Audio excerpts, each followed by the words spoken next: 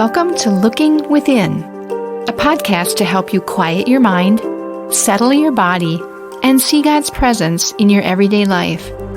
I'm Julie. I hope our time together will help you to feel more grounded, whole, and filled with a growing desire to be a conduit of God's love and presence to the world around you. Now, let's begin.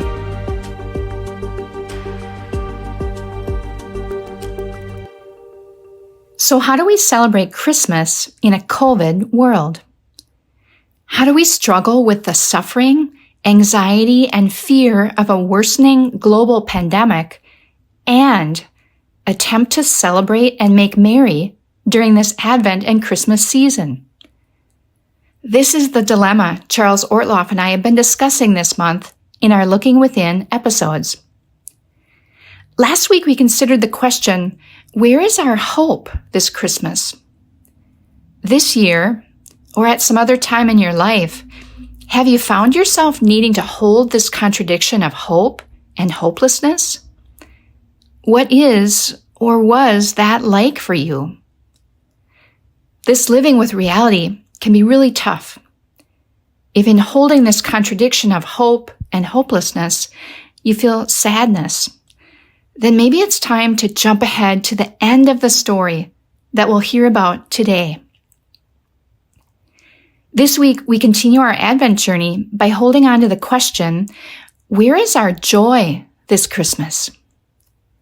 Today, we think of the words of a wonderful woman from 14th century England, Julian of Norwich. For over 30 years, she counseled people in all matters of life and faith. Whatever the problem and whatever the advice, she always ended with the words, all will be well, and every kind of thing will be well. She had the last word on every situation, and it was a word of comfort and joy. Julian of Norwich was a wonderfully positive lady. I really appreciate her message. Now, it is one thing if people just say something to make us feel better. Oh, it's all going to be okay. It's quite another to hear from one who has been through the worst that life has and now knows that no matter what, all will be well. That was Julian of Norwich. That's why people came to her for help. Julian was well acquainted with suffering, not so different from us today. Death was all about her, the plague, political and religious upheavals and wars. At the age of 30, she herself fell so seriously ill that family had given up hope for her life. Like many others in the Middle Ages, she was severely wounded by her own sense of guilt and shame. She desperately wanted God's love. During the worst of her illness, she experienced God coming to her in a series of visions. God was not angry. God's sole intent was to comfort the world. Her heart was healed, and soon her body as well. She felt compelled to share this good news, to speak of the tender love of the Lord, which readily and sweetly calls out to us. She gave the rest of her life to this one task, telling the world all will be well, all will be well. Now, this may sound at odds with what we talked about last week from Eddie Hellesum, that we are to hold on to the contradiction of hope and hopelessness, not solve it. But Julian and the people of her day had held on to the contradiction of grief and suffering and the possibility of God's loving presence. That's important to understand. It was now time, Julian believed, to help people move along to the outcome of this holding of the contradiction. And there she taught, at the end, there is not joy and sadness. There is only joy. The contradiction ends. God will have the last word on all suffering, and it is a word of comfort. So we hear the voice of Isaiah each Advent season, comfort, comfort my people, says the Lord. We still have our lives to live out. There will be uncertainty and suffering, but we can live differently even in the midst of a COVID pandemic. We can be comforted and even joyful, remembering the last word, we win. Or as Julian loved to say, all will be well, and every kind of thing will be well. Julian of Norwich is another powerful voice from our past, showing us a path to the joy of God's Christmas. Last week, we noted that our first step is to be fully present to our lives, the hope and the hopelessness. Don't move away from this contradiction too quickly. This week, we learn that when we face reality, holding this contradiction, we can become sad or even despair. That's when Julian's advice comes into play. Go to the end of our story. God has the last word, a word of comfort and love. Stay there for as long as you need until you find the trouble in your heart or mind begin to dissolve in the words, and all will be well, and every kind of thing will be well. Let's think about this during some quiet moments together. In this quiet space and time, I'd invite you to gently close your eyes and to take a few deep breaths in and out, in and out.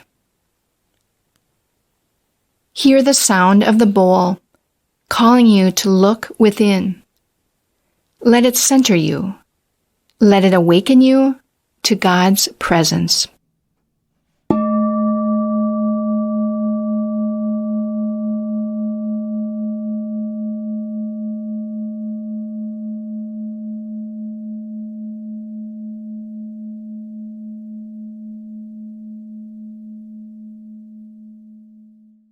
As you've spent time holding both hope and hopelessness, you may be ready to jump to the end of the story and hear Julian's advice, and all will be well, and every kind of thing will be well.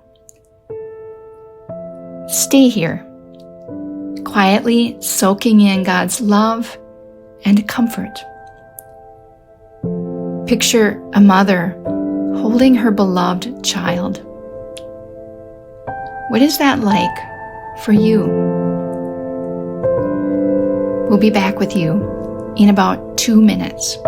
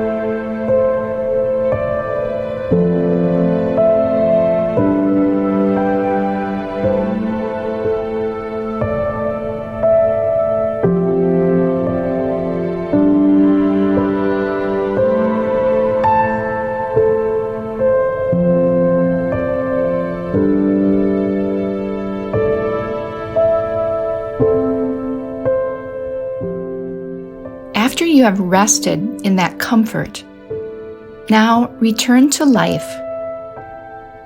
Notice any changes, first in your heart, and then, after a while, in your life.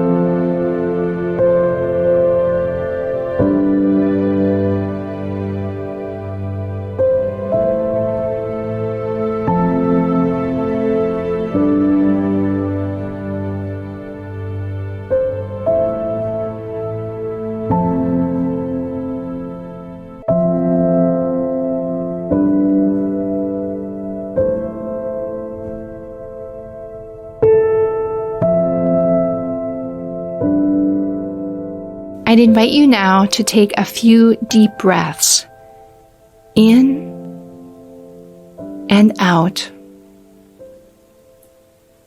In and out. Hear the bowl sound calling you back to this day. Gently open your eyes, remaining still for a moment longer.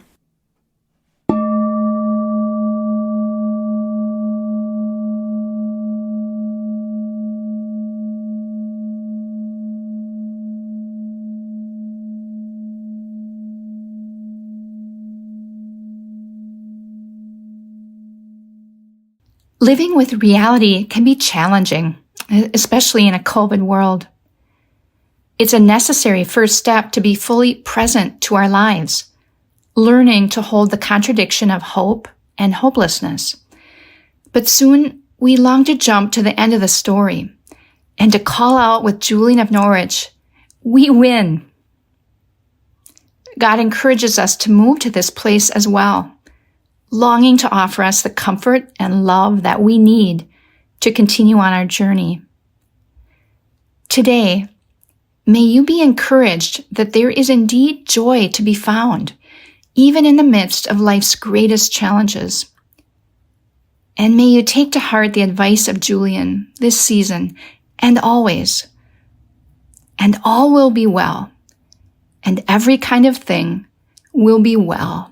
On Wednesday and Friday of this week, we take another look at listening to God's last word about life. And all will be well. We win. On Wednesday, we will see how this theme shows up in the story of Jesus' birth. And in a second bonus episode on Friday, we'll talk about how this theme shows up in our own lives. During the 4 weeks of Advent, through 12 Looking Within episodes, join us as often as you can as we explore experiencing hope, joy, peace, and love as we celebrate Christmas in a COVID world.